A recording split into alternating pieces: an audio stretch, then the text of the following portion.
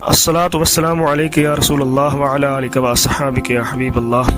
نصوح ایک عورت نما آدمی تھا، باریک آواز، بغیر داڑھی اور نازک اندام مرد۔ وہ اپنی ظاہری شکل و صورت سے فائدہ اٹھاتے ہوئے زنانہ حمام میں عورتوں کا مساج کرتا اور میل اتارتا تھا۔ کوئی بھی اس کی حقیقت نہیں جانتا تھا، سبھی اسے عورت سمجھتے تھے۔ یہ طریقہ اس کے لیے ذریعہ معاش بھی تھا اور عورتوں کے جسم سے لذت بھی لیتا تھا۔ کئی بار ضمیر کے ملامت کرنے پر اس نے اس کام سے توبہ بھی کر لی، لیکن ہمیشہ توبہ توڑتا رہا۔ ایک دن بادشاہ کی بیٹی حمام گئی۔ حمام اور مساج کرنے کے بعد پتہ چلا کہ اس کا گراں بہا گوہر موتی ہیرا کھو گیا ہے۔ بادشاہ کی بیٹی نے حکم دیا کہ سب کی تلاشی لی جائے۔ سب کی تلاشی لی گئی، ہیرا نہیں ملا۔ نصوح رسوائی کے ڈر سے ایک جگہ چھپ گیا۔ جب اس نے دیکھا کہ شہزادی کی کنیزیں اسے ڈھونڈ رہی ہیں تو سچے دل سے خدا کو پکارا اور خدا کی بارگاہ میں دل سے توبہ کی اور وعدہ کیا کہ آئندہ کبھی بھی یہ کام نہیں کروں گا، میری لاج رکھ لے اے میرے مولا۔ دعا مانگ ہی رہا تھا کہ اچانک باہر سے آواز سنائی دی کہ نصوح کو چھوڑ دو، ہیرا مل گیا ہے۔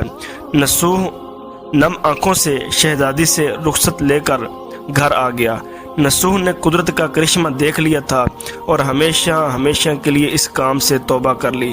کئی دنوں سے حمام نہ جانے پر ایک دن شہزادی نے بلاوا بھیجا کہ حمام آ کر میرا مساج کرے، لیکن نصوح نے بہانہ بنایا کہ میرے ہاتھ میں درد ہے، میں مساج نہیں کر سکتا ہوں۔ نصوح نے دیکھا کہ اس شہر میں رہنا اس کے لیے مناسب نہیں، سبھی عورتیں اس کو چاہتی ہیں اور اس کے ہاتھ سے مساج لینا پسند کرتی ہیں۔ جتنا بھی غلط طریقے سے مال کمایا تھا سب غریبوں میں بانٹ دیا اور شہر سے نکل کر کئی میل دور ایک پہاڑوں پر ڈیرا ڈال کر اللہ کی عبادت میں مشغول ہو گیا۔ ایک دن اس کی نظر ایک بھینس پر پڑی جو اس کے قریب گھاس چر رہی تھی۔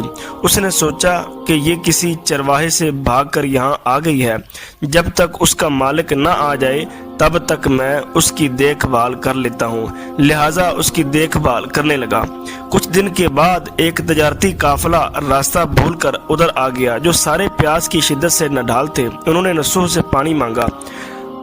نصوح نے سب کو بھینس کا دودھ پلایا اور سب کو سیراب کر دیا۔ قافلے والوں نے نصوح سے شہر جانے کا راستہ پوچھا۔ نصوح نے ان کو آسان اور نزدیک راستہ دکھایا۔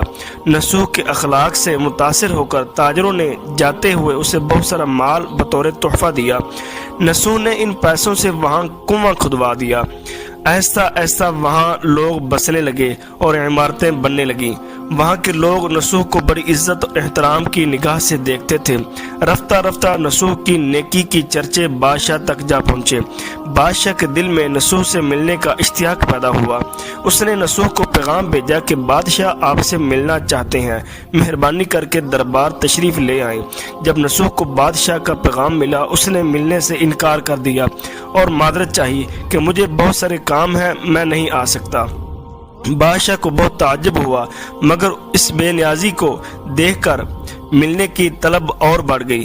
بادشاہ نے کہا کہ اگر نصوح نہیں آ سکتے تو ہم خود چل کر اس کے پاس جائیں گے۔ جب بادشاہ نصوح کے علاقے میں داخل ہوا خدا کی طرف سے ملک الموت فرشتے کو حکم ہوا کہ بادشاہ کی روح قبض کر لے۔ چونکہ بادشاہ بطور عقیدت مند نصوح کو ملنے آ رہا تھا اور رعایا بھی نصوح کی خوبیوں کی گرویدہ تھی، اس لیے نصوح کو بادشاہ کے تخت پر بٹھا دیا گیا۔ نصوح نے اپنے ملک میں عدل و انصاف کا نظام قائم کیا۔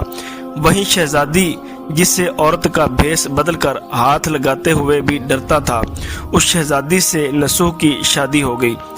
ایک دن نصوح دربار میں بیٹھا لوگوں کی داد رسی کر رہا تھا۔ ایک شخص وارد ہوا اور کہنے لگا، کچھ سال پہلے میری بھینس گم ہو گئی تھی، بہت ڈھونڈا مگر نہیں ملی، برائے مہربانی میری مدد فرمائیں۔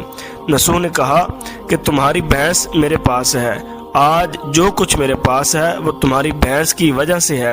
نصوح نے حکم دیا کہ اس کے سارے مال اور دولت کا آدھا حصہ بھینس کے مالک کو دے دیا جائے۔ وہ شخص خدا کے حکم سے کہنے لگا، اے نصوح جان لو نہ میں انسان ہوں اور نہ ہی وہ جانور بھینس ہے، بلکہ ہم دو فرشتے ہیں، تمہارے امتحان کے لیے آئے تھے۔ یہ سارا مال اور دولت تمہارے سچے دل سے توبہ کرنے کا نتیجہ ہے۔ یہ سب کچھ تمہیں مبارک ہو۔ وہ دونوں فرشتے نظروں سے غائب ہو گئے۔ اسی وجہ سے سچے دل سے توبہ کرنے کو توبۃ النصوح کہتے ہیں۔ تاریخ کی کتب میں نصوح کو بنی اسرائیل کے ایک بڑے عابد کی حیثیت سے لکھا گیا ہے۔ یہ کتاب مثنوی معنوی دفتر 5 انوار المجالس صفحہ نمبر 432 پر یہ تحریر موجود ہے۔ یہ واقعہ اس کے اندر سبق یہ ملتا ہے، نصوح رزق کمانے کے لیے اللہ کا ناپسندیدہ کام کیا کرتا تھا۔ جب وہ کام اللہ کے خوف کی وجہ سے اس نے کام چھوڑا تو اللہ نے رزق کے اسباب پیدا کیے اور بادشاہت تک عطا کر دی۔ حرام طریقے سے لذت حاصل کرنا چھوڑا تو اللہ تعالیٰ نے نکاح میں شہزادی دے دی۔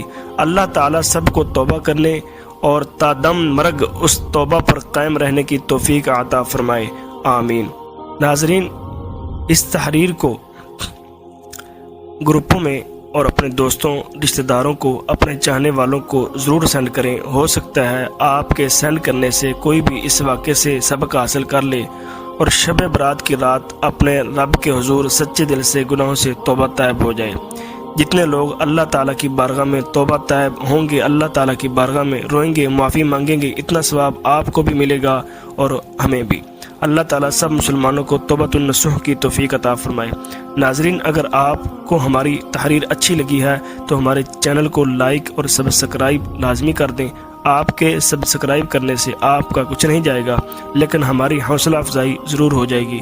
آپ کے تعاون کا شکریہ۔